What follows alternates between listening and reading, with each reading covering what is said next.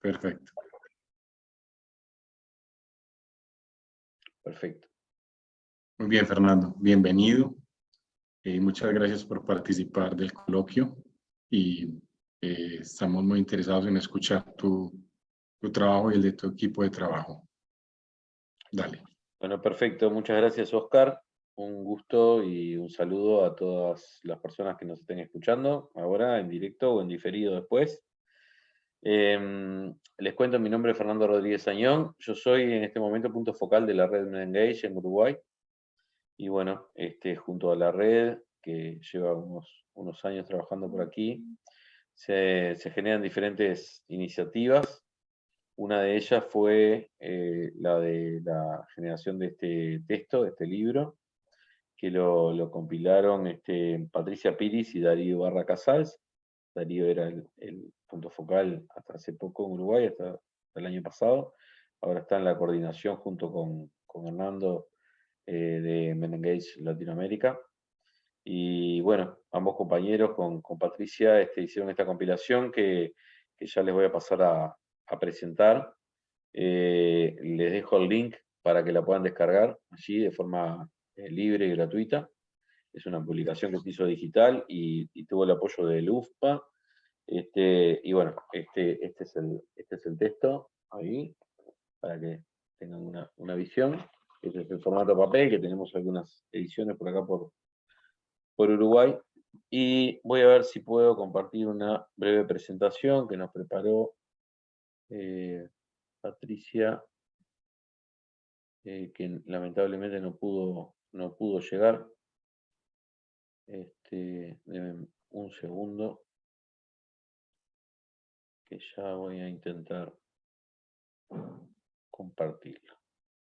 A ver si puedo y si no, acá. Perfecto. Bueno, entonces, ¿se ve por allí el libro? Sí. Bien. Perfecto. Entonces, como ven, el texto se denomina Niñeces, Sexualidades y Masculinidades, Miradas Interseccionales. Tiene su nivel de alguna manera, de novedad, en el sentido de que hay muy poco vinculado con esta interseccionalidad que es lo generacional, sobre todo en las primeras infancias, y potenciando de alguna manera la sexualidad y la construcción de la masculina, ¿no es cierto? Entonces, perdón que abrí el chat sin querer, lo voy a cerrar. Por allí escribieron una serie de autores, de autoras, que vienen de diferentes espacios.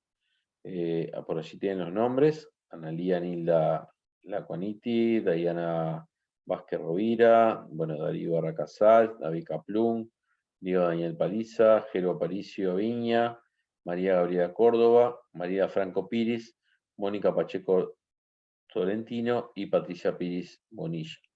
La clave acá es la interseccionalidad y la interdisciplina, porque todas estas personas que escribieron tienen diferentes inserciones académicas, diferentes trayectorias de vida, y por supuesto cada quien escribió desde su conocimiento, desde su buen saber, y fueron de alguna manera articulando todas estas áreas de conocimiento, de trabajo, de reflexión, como son las infancias, las niñeces, la violencia de género, todo lo que tiene que ver con la emocionalidad, la interseccionalidad, como decíamos, sexualidades y masculinidades. Y por allí, bueno, una imagen del índice que los voy a leer, se los voy a leer directamente porque allí capaz que no se puede visualizar. Por supuesto que tiene un prólogo que tuve el honor de escribir, que si nos da el tiempo se los puedo compartir, si no lo pueden leer ustedes directamente. Bueno, una observación, una presentación inicial, la introducción correspondiente, y después los capítulos van en el sentido de la inhibición de la emocionalidad masculina, el vínculo padre e hijo, ¿no? La paternidad no es una ayuda, sino que el paternaje es mucho más de la corresponsabilidad. la naturalización de la violencia en la niñez, en la infancia, como de alguna manera nos construimos hombres, mujeres y personas que no se identifican con el ser mujer o con el ser varón, en vínculo con la violencia, ya sea en el ejercicio o en la aceptación de la naturalización, de alguna manera, entre comillas, de la violencia en la vida cotidiana. La construcción del deseo de dominar y su deconstrucción. Después hay un capítulo que habla de masculinidades y sexualidades en niños con autismo. Acá viene la interseccionalidad también con otras características que tienen que ver con diferentes aspectos de la salud. Varones con trastorno de déficit atencional e hiperactividad, aportes para la reflexión sobre la construcción de sus masculinidades y sexualidades, por una colega psicóloga especialista en estas temáticas. Masculinidad y sexualidad en varones con discapacidad intelectual. Masculinidades en tránsito, un acercamiento al sistema familiar con niños varones trans. Vemos acá ya otro nivel de complejidad donde se problematiza sobre bueno, cómo podemos abordar este enfoque. Después nos hablan los autores sobre umbrales y desafíos en la construcción de masculinidades, sexualidades y niñeces saludables e igualitarias. Justamente es un capítulo que lo escribieron quienes compilaron. Y después hay una síntesis sobre quiénes son las personas que escribieron. Y bueno, no sé si tenemos chance de leer el prólogo, que es una carilla y poco, o estamos en tiempo. Dime tú, Oscar, lo que prefieras. No, léelo. Está muy bien que lo leas. Sí. Perfecto. Entonces, vamos a dejar de Si puedes compartir. ampliar un poco la presentación, porque se ve muy pequeña la letra, para que si lo vas a leer en pantalla, lo vas a leer desde tu ordenador. No, lo voy a leer desde el libro, directamente y ustedes pueden descargar allí el libro y después tener acceso. Dice así: es un honor y a su vez una responsabilidad iniciar este pretexto que pretende visibilizar la importancia y necesidad de trabajar en el marco de los derechos de infancia, temas vinculados con la perspectiva de género con enfoque de masculinidades. Este trabajo compilado por Ibarra Casals y Piri Bonilla nuclea diferentes artículos que se complementan de manera sensible y donde sus autores, autoras y todos aquellos con quienes trabajaron a lo largo de sus trayectos se nutrieron mutuamente y lograron sentipensar cuestiones que invitan a reflexionar. Así cada persona que lea o escuche logre tratar de visibilizar su prólogo vital, tratando de ser una persona que pueda pensar en función de miradas interseccionales y a su vez revisar las dinámicas vinculares del mundo adulto con quienes aún están en otras potentes etapas evolutivas.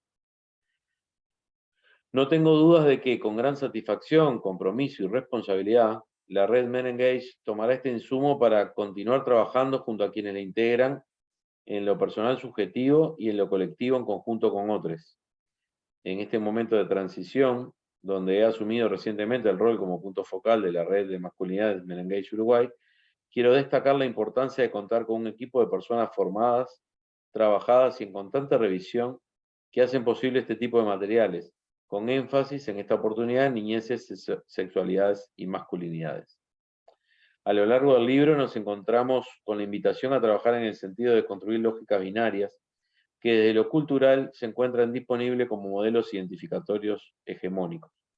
A su vez, se presentarán preguntas sugerentes y algunas estrategias a modo de posibles alternativas a transitar por quienes estamos en el proceso de avanzar hacia la igualdad de género, promoviendo la inclusión y no discriminación bajo ningún concepto, además de proponer modos alternativos innovadores. Al inicio, quien opte por dialogar con este texto encontrará una descripción inicial sobre la red en Uruguay, además de referencias respecto a Men Engage a nivel global, y al finalizar esta presentación encontrará comentarios sobre lo últimamente transitado, el Simposio Global Ubuntu, que nos ha invitado a repensarnos mediante significaciones como el solo soy yo si tú también eres tú, o mi existencia tiene sentido solo si la tuya también la tiene. Esta compilación también nos sugiere considerar intersecciones poco pensadas aún en los ejes infancia, masculinidades, discapacidad, y el cómo las lógicas de poder que en los comienzos de la vida se asignan y asumen por parte de varones fundamentalmente, determinan formas de vínculos sociales, de pareja y otros formatos relacionales que luego tendrán como contenido violencia basada en género y sus impactos. También se hace referencia al rol y los significados mediados en los paternajes, maternajes, en definitiva los modos de cuidar presentes, en ocasiones ausentes, que habilitan formas de aprender, modos de ser en la vida más o menos saludables, más o menos corresponsables, a la vez que se proponen posibilidades de avanzar hacia el logro de estrategias igualitarias para ser considerados tanto por el ámbito académico como el de las políticas públicas, la sociedad civil organizada, las familias, entre otras instituciones. Algunos mensajes que resuenan luego de la lectura inicial de este texto guardan relación con la necesidad de trabajar en la erradicación de la competencia, manteniendo coherencia entre los discursos, las prácticas, el pensamiento y las emociones. La coherencia del texto y el vínculo saludable a modo de complemento que proponen quienes se escriben nos invita a tomar ejemplo. En definitiva, el texto producto del trabajo del Centro de Estudios sobre Masculinidades y Género para la Red Men Engage Uruguay y cuenta con referencias personales, profesionales y bibliográficas fundamentales para quienes gusten continuar con el estudio de estos temas. Nos estimula una y otra vez a escuchar, pensar y sentir a las personas sin voz que constituyen su subjetividad muchas veces en la exclusión, en la vulneración sostenida de derechos y propone una y otra vez visibilizarlas como sujetos de derechos, potenciando sobre todo el derecho a la participación vinculada con el concepto fundamental de autonomía progresiva que se logra en cada paso, en cada palabra, a lo largo de este difícil y potente proceso de aprender, nutrirse, significar, reelaborar, en definitiva, crecer. No somos algo, entre comillas, rígido, ni se debe llegar a un destino también, entre comillas. Las personas y las sociedades vamos siendo y a cada paso redefinimos cuál es nuestro horizonte. Nos apoyamos para que ese fin, el paradigma de la complejidad y las miradas interseccionales, interdisciplinares, donde todo saber, fundamentalmente los vinculados con la experiencia vital, sea igualmente valorado y validado. Expresan finalmente, quienes dialogan con los futuros lectores y sus referentes teóricos, que el propósito de esta publicación es aportar a la reflexión acerca de cómo acompañar los procesos de construcción identitarios de las niñas desde un proceso que apunte a evitar géneros de forma igualitaria, cohesiva y saludable. Esto supone formas de ser humanas que no tienen moldes, que no responden al modelo hegemónico, por el contrario, lo desafía. Es una forma de estar en el mundo diferente a lo socialmente instaurado o conocido, promoviendo formas alternativas a la masculinidad hegemónica que dejen atrás al modelo patriarcal y potencien vínculos saludables e igualitarios. Y bueno, por allí cierro ese prólogo, esa presentación, y les dejo la invitación de avanzar en el texto cuando tengan disponibilidad y quedamos a las órdenes para ampliar.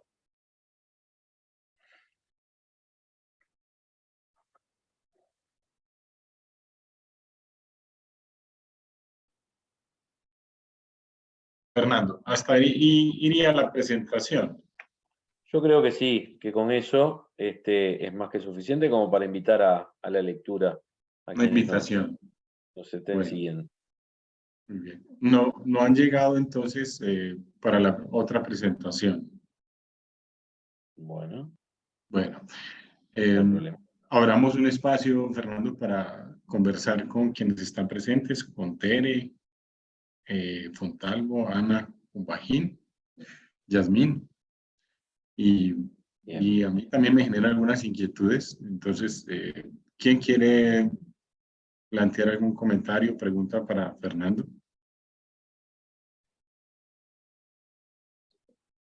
Pueden levantar la mano señalándolo con el icono.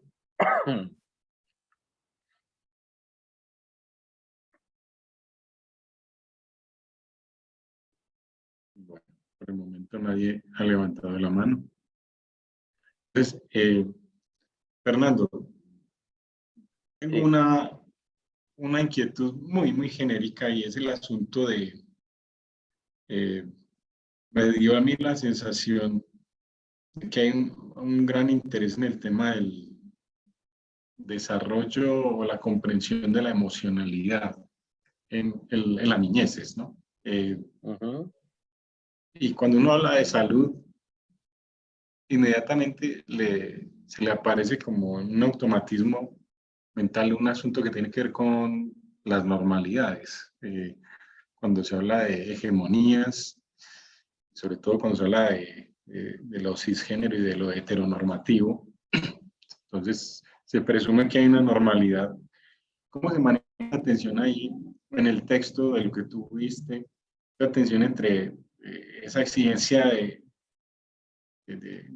ese modelo emocional masculino tradicional que se le impone a los niños.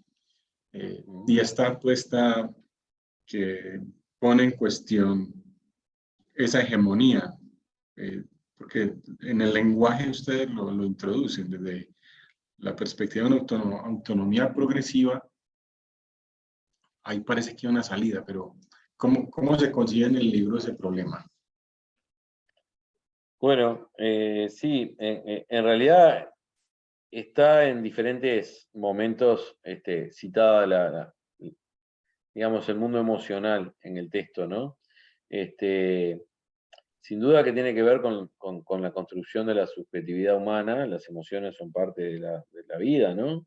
Es un elemento más, el espacio emocional es uno de los espacios vitales que nos constituye, pero bueno, se potencia esa habilidad humana de comprensión, de autoconocimiento, de saber hacer también en función de las emociones que uno va sintiendo, saber hacer qué hacer con eso. Y bueno, se potencia como diferentes estrategias en vínculo con el género, ¿no? Entonces, a los varones pequeños, desde el incentivarlos a moverse rápido y a pensar poco, y a sentir poco. Acá en Uruguay cualquier persona te puede hacer el comentario bueno, los hombres no lloran, ¿no? Creo que es en gran parte del mundo que se dice eso. Pero esto bueno, de no tomar contacto con el dolor, por ejemplo, de no tomar contacto con la tristeza, con sobre todo las emociones más, que tienen como un sentido más de pérdida y de dolor, y aquellas emociones en donde se obtienen cosas importantes para uno, ¿no? Como la alegría, como la esperanza, como, bueno, muchas veces se potencian en una exacerbación de aquello que a su vez se viene relacionando con el no motivar el tiempo de espera, ¿no? En esto también del hiperconsumismo que vivimos en este momento, etcétera, ¿no? Entonces, es como que lo que lo quiero ya, y lo que no quiero, ni siquiera lo miro, ni siquiera me entero que me sucede. Entonces se empieza a generar, de alguna manera, una inhabilitación de contacto con las emociones que empieza a marcar la construcción de la subjetividad en algunas personas, en general, hombres, ¿no? Niños. Por supuesto que esto también se podría analizar desde el aspecto de la construcción de la subjetividad masculina, con esto de las identificaciones primarias, y podríamos decir, bueno, los varones en las etapas tempranas de la vida, de alguna manera negamos esa primera identificación con las personas que nos cuidaron, con quienes maternaron, por este rechazo a lo feminizado socialmente, ¿no? A lo femenino introyectado. Ahí se podría estar constituyendo el núcleo misógino, ¿no? Según algunas líneas teóricas, se podría estar constituyendo un núcleo misógino que después se puede reactivar a lo largo de la vida, sobre todo en algunos momentos de la etapa evolutiva fundantes, como son la preadolescencia y el pasaje a la adultez después, y bueno, en el transcurso de la adultez, ¿no? En esto de que los varones tenemos que demostrar que somos varones durante nuestra vida, por otra línea teórica que nos dice que los varones no podemos ser ni niños ni homosexuales ni mujeres, ¿no? Entonces, en esta demostración constante y continua de yo soy hombre porque no soy, ¿no? Por las negativas, entonces más nos alejamos todavía de cualquier emoción, porque mostrar una emoción puede llegar a ser identificado como algo feminizado, que es lo que nos dicen que no seamos. Entonces, se convierte esto en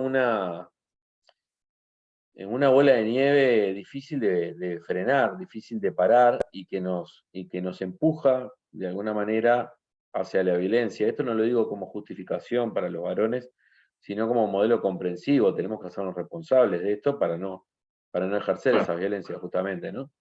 Así es. Entonces, bueno, sin duda que tu pregunta me abre a, bueno, a ese nivel de reflexión, ¿no? Que si bien no es literal de lo que dice en un tramo del libro, esto que acabo de decir, bueno, es un poco la composición que yo me hago entre lo Claro. que he leído del texto y lo que he leído de la temática en general, ¿no? Me llama mucho la atención, pues porque yo me implico en la reflexión a la que nos invitas, y es que la masculinidad en la infancia hace un aprendizaje y no es que acepte las pérdidas, sino que las niega, ¿sí?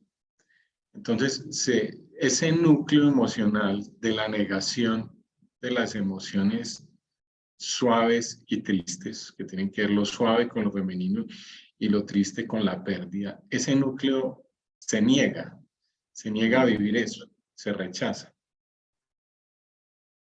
Eh, la aceptación implicaría lo que es aprender a elaborar duelos desde la infancia, ¿cierto? Exacto. Aceptar las pérdidas es distinto a rechazar las pérdidas. Y yo lo planteo como anécdota porque justo esta semana tuve la oportunidad de participar de un taller con hombres que están demandados por agresión contra sus compañeras u otros miembros de la familia. Y de lo que se percataron en la conversación, digamos que la metodología es más una metodología de grupo de apoyo, de lo que ellos se percataban era que ellos sentían dolor, sentían sufrimiento, pero nunca hablaban de él.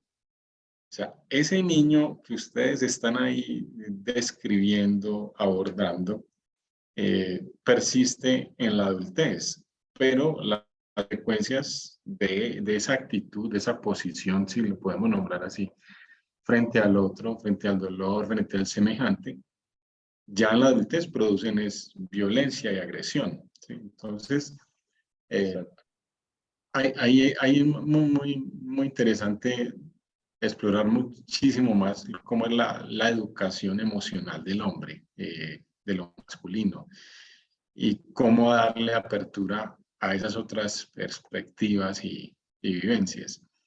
A mí me llama Sí, mucho la atención que, que hablan ustedes en tu presentación, pues yo parto de tu presentación y es, hablabas de la autonomía progresiva, igual que tú haciendo la comprensión de los textos, pues yo traté de hacer la comprensión un poco de lo que habías planteado.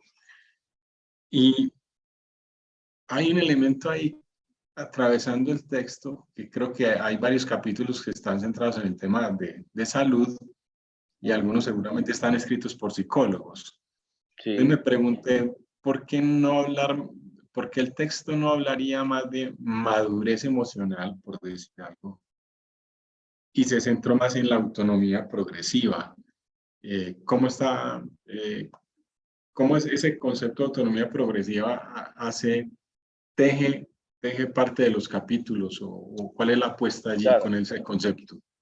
Bueno, el concepto de autonomía progresiva es un concepto que está en directa vinculación con los derechos de infancia, ¿no? En esto de que tenemos de alguna manera que potenciar la autonomía en el grado óptimo para el nivel de desarrollo que tenga la persona.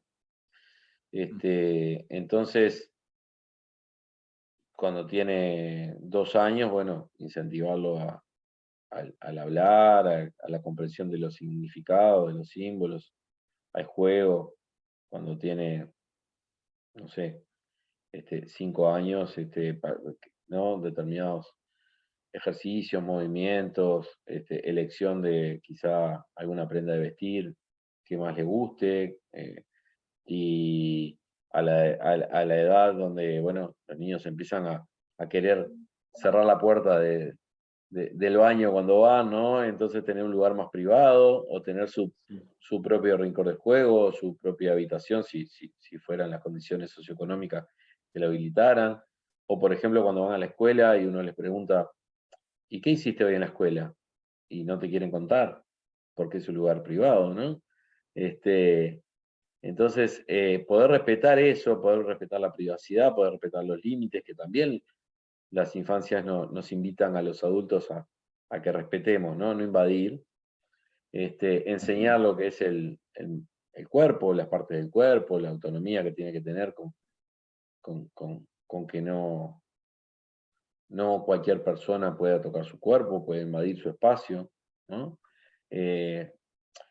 Pero tu pregunta me invita a pensar en esto de una asociación entre la constante búsqueda de autonomía de los hombres, inclusive adultos, y no llegar nunca a esa madurez emocional, ¿no?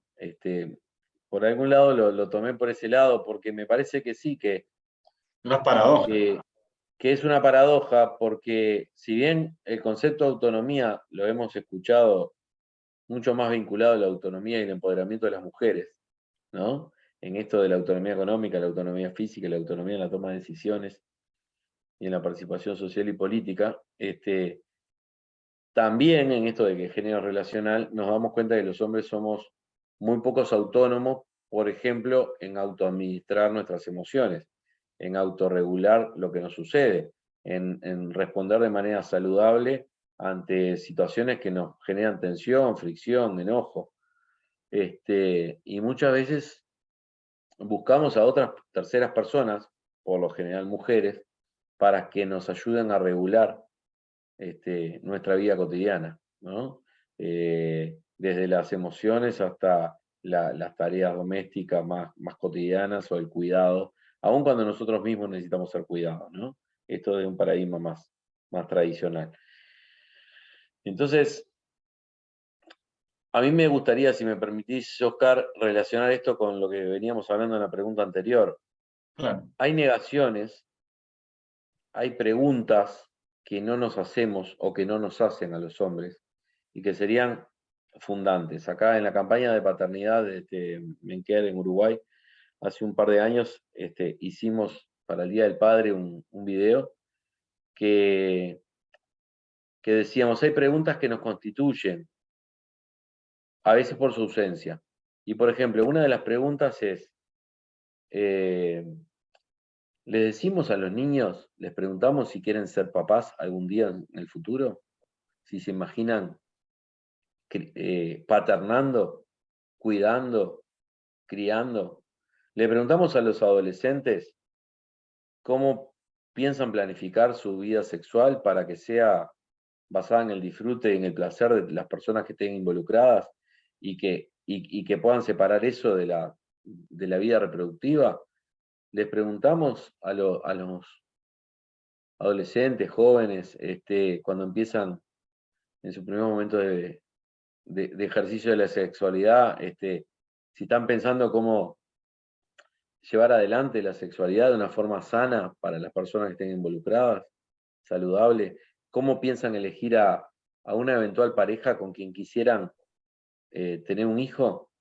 Si le hiciéramos todas esas preguntas a los varones, ¿no estaríamos generando de alguna manera un ejercicio de prevención de embarazo no intencional en la adolescencia?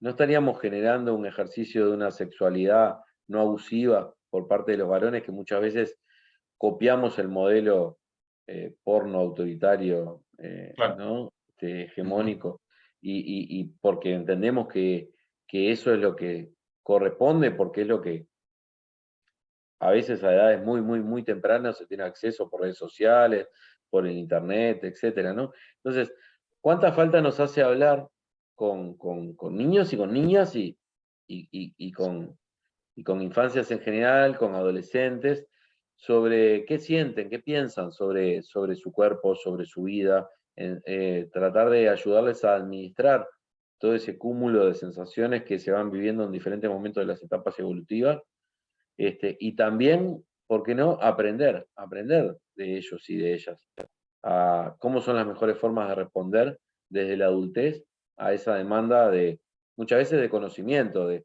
esos niños que preguntan y preguntan, ¿no? ¿Y esto por qué? ¿Y esto cómo? ¿Y de dónde vienen los niños? ¿Y qué pasa acá?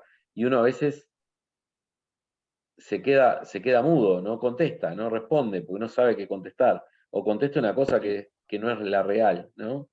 Entonces, ¿cuánto nos hace falta el diálogo fluido, con las niñeces, ¿no? Como trata de expresar el libro. Yo, pues me hiciste igual pensar en una cantidad de cosas también en el mismo escenario. Voy a entrar desde el celular porque el computador lo tengo a punto de que se me descargue la batería. Hay un asunto, mira que pues yo celebro la conversación porque me has hecho pensar otras cosas, y es la autonomía masculina que está tan vinculada a lo racional, que es esa línea kantiana que viene de la filosofía, que pasa por la educación, amarra racionalidad y poder, ¿sí? Exacto. Pero es una autonomía ficticia si lo llama el campo emocional. O sea, en lo emocional, el masculino, nosotros no somos autónomos, sino que somos automáticos. Exacto. Porque el modelo masculino es heterónomo, en tanto tiene unos mandatos culturales y dice, los hombres son de esta forma. Al uno cumplir eso, entra siempre un automatismo, ¿sí? De hecho, tiene que ver con la forma en que nos vestimos, ¿sí? Yo le digo a las compañeras, amigas, les digo, la moda masculina no es muy pobre comparada con la moda femenina, ¿sí?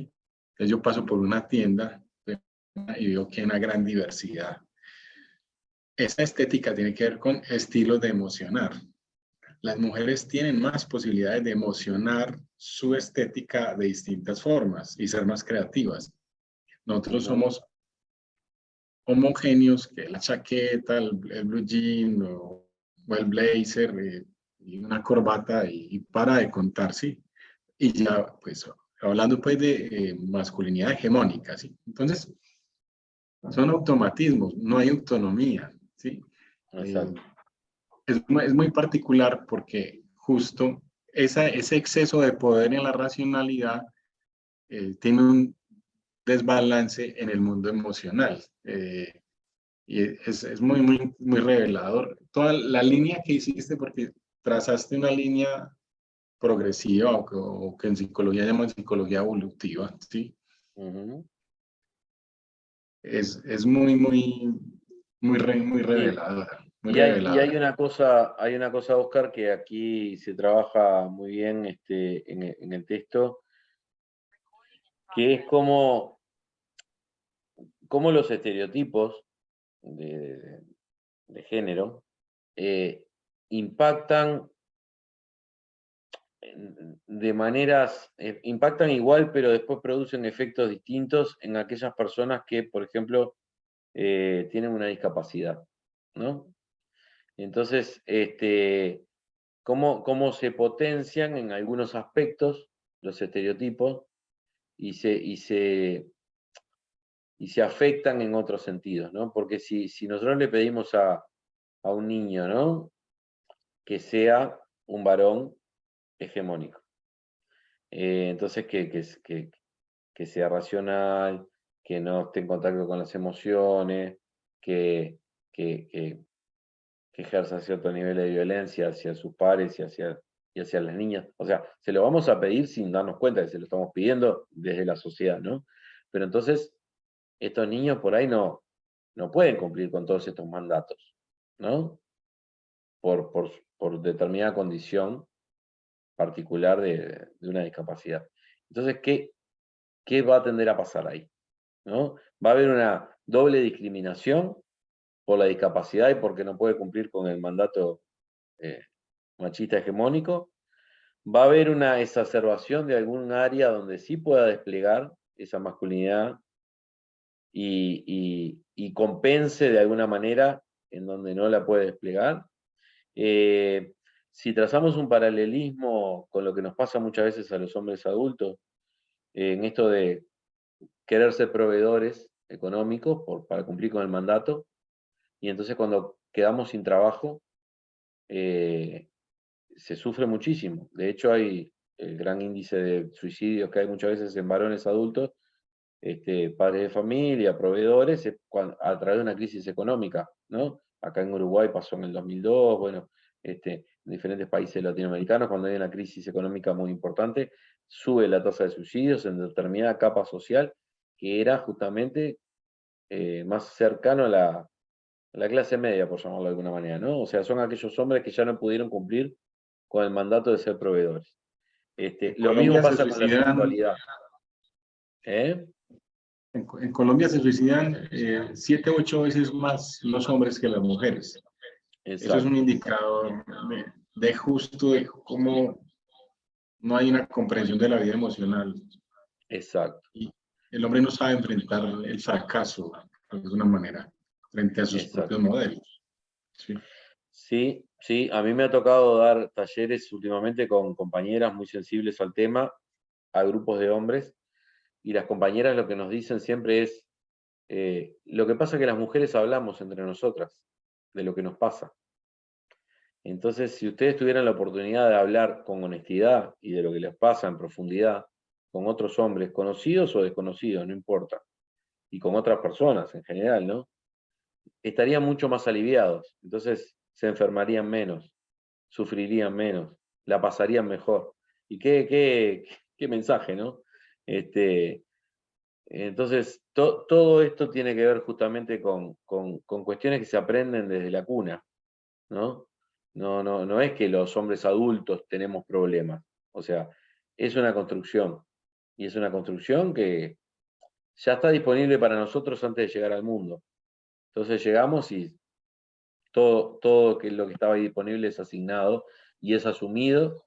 Y como a mí me gusta poner el ejemplo, así como yo no elegí llamarme Fernando, pero cuando dicen Fernando yo me identifico, ¿no? Y dicen otro nombre y no me identifico. Bueno, de la misma manera hay un montón de significantes y un montón de cuestiones en la vida cotidiana donde yo voy a decir, esto tiene que ver conmigo, esto no tiene que ver conmigo, ¿no? Así soy, así no soy. Así me gusta, así no me gusta.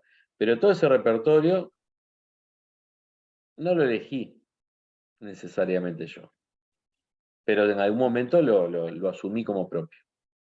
Entonces, sobre eso también hay que poder establecer un nivel de reflexión crítica, ¿no? De qué cosas de todo eso que asumí como propio me benefician a la gente que está alrededor mío, cuáles podría descartar, cuáles no sería tan importante sostener, ¿no? Quizá el nombre sí puede ser importante sostener, a veces en algunos casos puede ser que no, pero algunos fanatismos por nacionalismo, por el fútbol, por tantas cosas que a veces la gente pierde la cabeza, o la vida, ¿no? Entonces es como un poco sobre todo ello que nos invita a reflexionar estas miradas interseccionales que nos propone el texto, ¿no? Y por supuesto que me estoy yendo por las ramas, porque no, estamos hablando de un montón de factores que no, por ahí no están implícitos literalmente en el texto, pero nos invita a Pero, reflexionar. claro, pero la mirada comprensiva sobre el texto invita a leerlo, porque la idea es ir a ver ese núcleo emocional de la infancia, cómo se va constituyendo y qué pautas habrían para transformar eso en las prácticas cotidianas, en las pedagogías, en las relaciones en familia, eh, Ujú.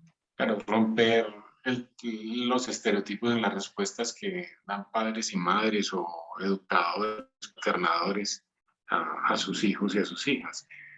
No, muy, muy interesante. Muchas gracias, Fernando, invitación, por compartirnos el libro.